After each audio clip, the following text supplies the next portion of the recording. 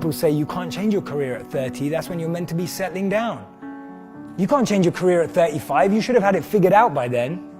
Oh my God, you're not married at 38? What the hell are you doing with your life?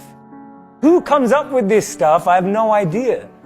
But this stuff plagues so many people that I speak to. So many people open up to me and say, Jay, I just don't know how to change. Is it possible?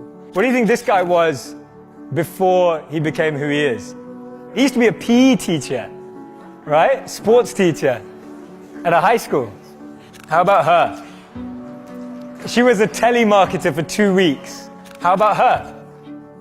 She applied to be a funeral director. It's incredible. What happens in society is that we're clouded by the noise of family expectations, the noise of our parents, the noise of our brothers and sisters' expectations. I grew up in a family where you could either be a doctor, a lawyer, or a failure, right? Those were my 3 options. Anything else would just count me as a failure. I would have failed. So basically I failed, right? I'm standing up here in front of you all as a failure. I lived as a monk for 3 years. I committed career suicide. I turned down 2 amazing corporate job offers when I graduated from business school. I shaved my hair, I wore robes, and lived out of a gym locker for 3 years. And I did that because I thought I was going to do something meaningful, help impact the world. And it was one of the best experiences of my life. But more than becoming a monk, what that trained me to do was drop out with the rules. People told me, if you come back in 3 years, you'll never get a job. They told me, if you become a monk, people are going to think you're weird forever. No girl's ever going to talk to you.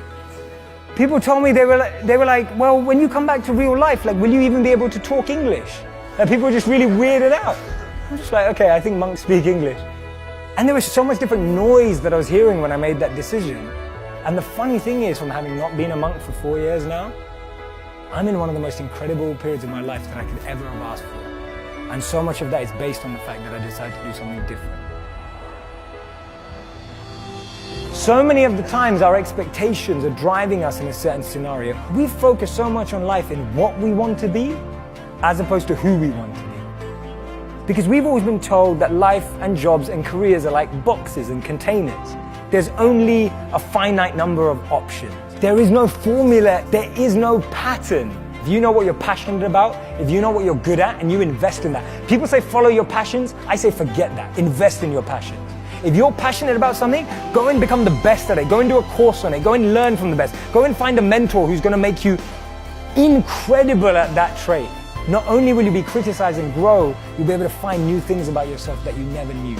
Don't trade who you are for who you think the world needs, because the world needs you to be you, and I mean that.